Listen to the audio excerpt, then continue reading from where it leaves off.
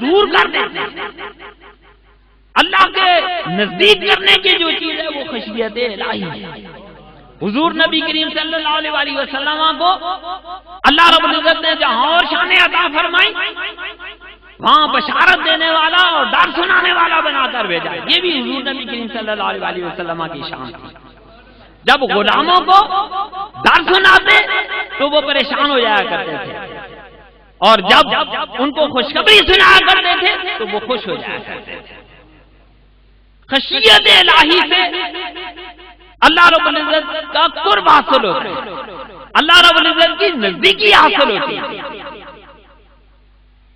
ایمان کی مضبوطی اسی صورت میں ہوتی ہے کہ اللہ رب العزت کا کی دل میں خشیت بھی ہو اور اللہ رب العزت کی طرف توجہ بھی ہو۔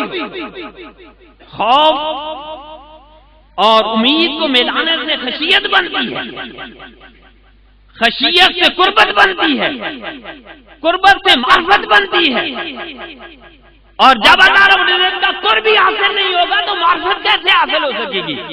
پہلے اللہ رب العزت کے نزدیک ہونا پڑے گا، پھر اللہ رب العزت کی معرفت حاصل ہوگی۔ صحابہ کرام رضوان اللہ علیہ مجمعین اللہ رب العزت کا قرب حاصل کرنے کے لیے، اللہ رب العزت کی نزدیکی حاصل کرنے کے لیے قرآن پاک کی تلاوت کیا کرتے تھے۔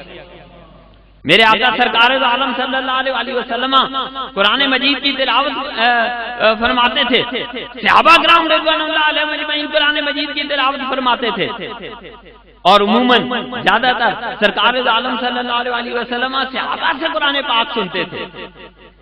ایک صحابی حضور نبی کریم صلی اللہ علیہ وسلم کو قرآن پاک سناتے ہیں، حضور نبی کریم صلی اللہ علیہ وسلم فرماتے ہیں اور پڑھو اور پڑھو۔ صحابی عرض کرتے ہیں یا رسول اللہ صلی اللہ علیہ وسلم قرآن پاک تو آپ پر اترا ہے، آپ تلاوت فرمائیں۔ حضور نبی کریم صلی اللہ علیہ وسلم فرماتے اور پڑھو۔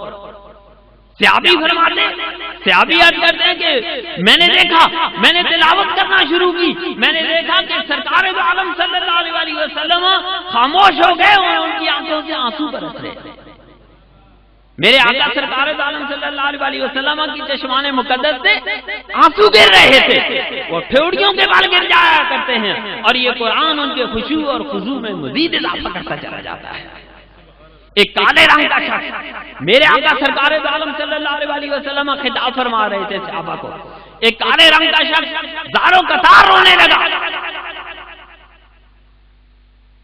اور اتنا رویا کہ اس کے آنسو جو ہے وہ زمین پر گر پڑے۔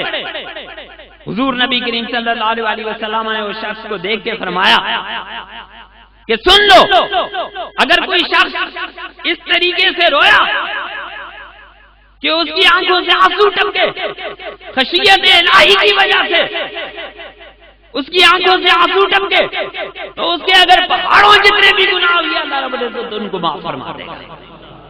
اور اگر وہ جو شخص زاروں قطار رو رہا تھا، اس کے پاس بیٹھے ہوئے لوگ اگر ان کو رونا نہ آیا تو فرشتے ادھر آتے ہیں اور فرشتے رونا شروع کر دیتے ہیں، اور وہ بھی دعا کرتے ہیں کہ اے ہمارے مالک، جن لوگوں کو رونا نہیں آیا ان کی بخشش فرما دے۔ رب تعالیٰ کی ذات ان کے پہاڑوں جتنے گناہ بھی ہوں گے ان کو معاف فرما دے گا۔ میرے آقا سرکار دو عالم صلی اللہ علیہ وسلم سے ایک شخص نے پوچھا کہ یا رسول اللہ صلی اللہ علیہ وسلم مجھے دوزخ سے بچنے کا کوئی عمل بتا دیں۔ میرے آقا سرکار دو عالم صلی اللہ علیہ وسلم نے فرمایا کہ تیری آنکھوں سے آنسو نکلے ہوئے آنسو ہی تجھے دوزخ سے بچا سکتے ہیں۔ حضور نبی کریم صلی اللہ علیہ وسلم نے فرمایا کہ جو اللہ کی یاد کرتا ہے، جو اللہ رب العزت کو یاد کرتا ہے اور اللہ کی یاد اور خشیت میں اس کی آنکھوں سے آنسو گرتے ہیں، اللہ رب العزت کی ذات کی قسم کہ اس کے آنسو جیسے ہی زمین پر گرتے ہیں، اللہ رب العزت کی ذات اس کے گناہوں کو، اس کو دوزخ سے بچا دیتا ہے۔ اگر آنکھوں کو رونا نصیب ہو جائے، دل میں خشیت الہی پیدا ہو جائے، تو یہی ہماری نجات کا سبب بن سکتا ہے۔ یہ آنکھوں سے آنسو گرتے ہوئے آنسو ہماری نجات کا سبب بن سکتے ہیں، بشرطے کہ ہمیں اللہ رب العزت کی رضا کی طلب ہو، ہم اس کی رضا کے طالب ہو جائیں۔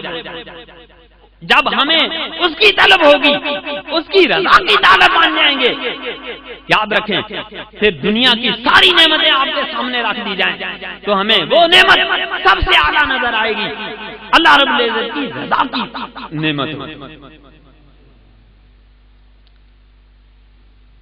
اور پھر جب ہماری نیت لوجہ اللہ ہو جاتی ہے، لوجہ اللہ کے معنی ہوتے ہیں اللہ کے لیے، اللہ کی رضا کے لیے، اللہ کے دیدار کے لیے۔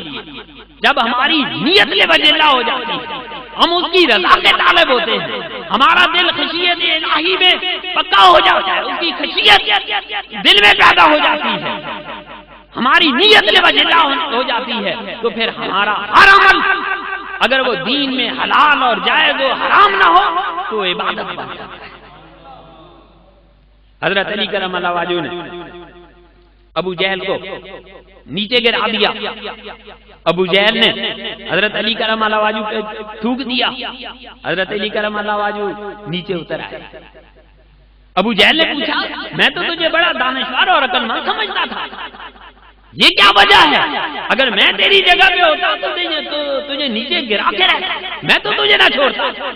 حضرت علی کرم اللہ وجہہ فرماتے ہیں کہ بات یہ نہیں ہے، جب میں تیرے اوپر میں نے تجھے گرا لیا تھا تو میری نیت لوجہ اللہ تھی، جب تو نے میرے اوپر تھوک دیا تو میری نیت لوجہ نفس ہو گئی جس کی وجہ سے میں نے تجھے چھوڑ دیا ہے۔ تو اگر ہماری نیت لوجہ اللہ ہو جائے تو ہمارا ہر عمل عبادت بن جاتا ہے، اور اگر ہماری نیت لوجہ نفس ہو جائے تو ہماری عبادت، ہماری نمازیں بھی وہ ساری بن جاتی ہیں۔ لیکن یاد رکھو یہ ساری چیزیں اسی وقت ممکن ہیں، ہماری عبادتیں اللہ کی بارگاہ میں اسی وقت قبولیت کے مقام تک پہنچیں گی جب ہم یہ ساری چیزیں عطا کرنے والی ہستی کو سامنے رکھیں گے، جب سرکار دو عالم صلی اللہ علیہ وسلم کو اپنی نگاہوں کے سامنے رکھیں گے تو ہماری ہر عبادت، ہمارا ہر عمل، ہمارا ہر وظیفہ اللہ کی بارگاہ میں قبول ہوگا۔ کیونکہ یہ یاد رکھو کہ ساری چیزوں کی فضیلت سرکار دو عالم صلی اللہ علیہ وسلم کے دامن سے وابستہ ہے۔ سرکار دو عالم صلی اللہ علیہ وسلم جب مدینہ پہنچتے ہیں تو مدینہ افضل ہو جاتا ہے، مکہ میں ہوتے ہیں تو مکہ افضل ہو جاتا ہے، زمین پہ ہوتے ہیں تو زمین افضل ہو جاتی ہے، آسمان پہ ہوتے ہیں آسمان افضل ہو جاتا ہے۔ ہر چیز کی فضیلت سرکار دو عالم صلی اللہ علیہ وسلم کے دامن سے وابستہ ہے۔ غار حرا میں ہوتے ہیں، غار حرا سب سے افضل ہو جاتی ہے، حضرت ابوبکر صدیق رضی اللہ تعالیٰ عنہ کے کندھوں پہ ہوتے ہیں، حضرت ابوبکر صدیق رضی اللہ تعالیٰ عنہ سب سے افضل ہو جاتے ہیں۔ ہر چیز کی فضیلت سرکار دو عالم صلی اللہ علیہ وسلم کے دامن سے وابستہ ہے۔ وہاں جب سورج نکلتا ہے صبح 70,000 فرشتے اترتے ہیں اور سرکار دو عالم صلی اللہ علیہ وسلم کے روضہ اقدس پر اپنی پلکوں سے جھاڑو دیتے ہیں اور درود و سلام پڑھتے ہیں۔ پھر شام کو اتنی فرشتے اور آ جاتے ہیں اور وہ چلے جاتے ہیں، وہ سرکار دو عالم صلی اللہ علیہ وسلم کے روضہ اقدس پر اپنے پلکوں سے جھاڑو دیتے ہیں اور درود و سلام پڑھتے ہیں۔ ہماری ہر عمل جو بھی ہوگا اس کی اصل حقیقت تبھی ہمیں محسوس ہوگی جب سرکار دو عالم صلی اللہ علیہ وسلم کی محبت ہمارے دلوں میں ہوگی۔ اللہ رب العزت ہمیں حضور نبی کریم صلی اللہ علیہ وسلم کی اتباع نصیب فرمائے۔ وآخر دعوانا ان الحمدللہ۔